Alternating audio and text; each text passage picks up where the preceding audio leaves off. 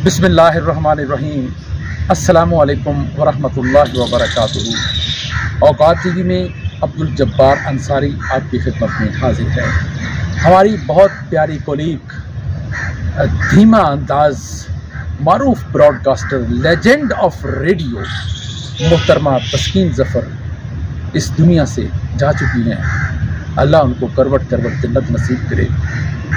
उनके हवाले से आज मेरे साथ मौजूद हैं मारूफ ब्रॉडकास्टर, बाबा रेडियो मोहतरम निसार कुरैशी साहब।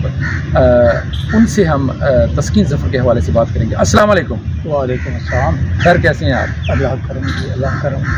सर तस्कीन ज़फ़र हमारी साथी इस दुनिया से चली गई।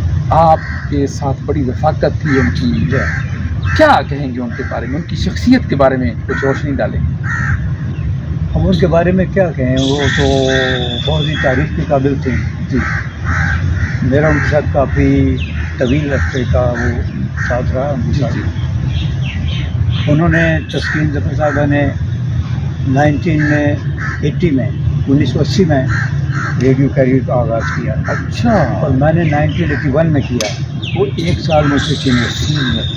ज़बरदस्त। मुझे 42 साल हो गए, उन्हें 43 साल थे।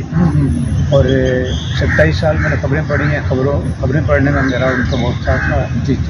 और नहायत कुछ अखलाक़ात थी। बहुत एक पोलाइट लहजे में गुफ्तगू करने वाली, बड़े प्यार मोहब्बत से बात करने वाली। तो उनके साथ बहुत अच्छा मैंने वक्त गुजरा है।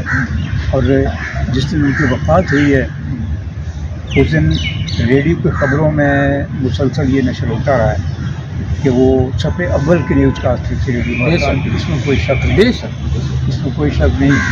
उनका उर्दू लगा लहजा, उनका वो पढ़ने का अंदाज़, उनकी खूबसूरत आवाज़, इसमें कोई शक नहीं कि वो सफ़े अव्वल की न्यूज़ कास्ट थी रेडियो पाकिस्तान टेलीविज़न से भी उनका यानी वो काफ़ी पढ़ती रही हैं खबरें, रेडियो पढ़ती रही हैं, PTV से भी पढ़ती रही हैं।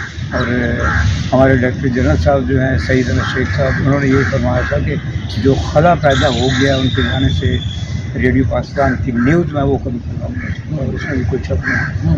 बिल्कुल वो खला कभी पूरा नहीं होगा।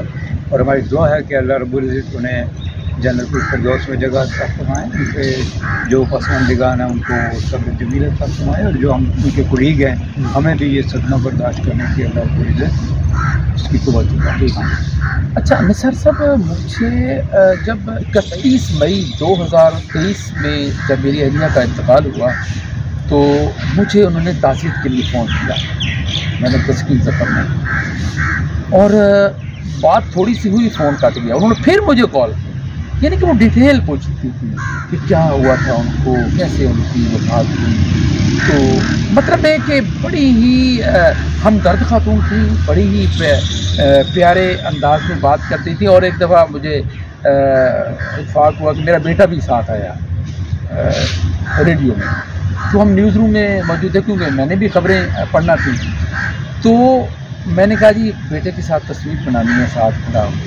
लेकिन नहीं, उनको बेटे को बुलाया और उसी को साथ बिठाया, अपनी कुर्सी के साथ उसके ना बिठा कर वहाँ उसकी तस्वीर बनाई, फिर मेरे साथ बैठ के तस्वीर बनाई। और मतलब जहाँ भी मिलती बड़े खुश अखलाक तरीके से मिलती थी। निसार साहब, आपका चूँकि एक तवील अरसा उनके साथ गुजरा, कोई उनकी बात याद हो आपको जो उन्होंने कभी आपसे की हो, उस हवाले से क्या कहें? जो मैंने कहा कि जब भी उनसे मुलाकात होती थी तो उन्हें बड़े अच्छे अंदाज में, खूबसूरत यानी लहजे में, यानी पोलाइट लहजे में, यानी बड़े प्यार मोहब्बत से वो यानी खैरियत पूछती थी। मतलब है यानी जितनी भी तारीफ की जाए।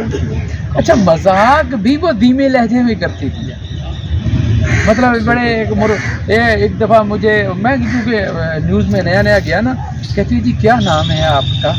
मैंने कहा जी अब्दुल जब्बार अंसारी। कहती है आपका नाम लंबा और भारी है। तो इस तरह का छोटा हल्का हल्का ना चुटकुला भी लगा देती थी, साथ मजाक करती, माहौल को ना बड़ा खूबसूरत बना देती थी।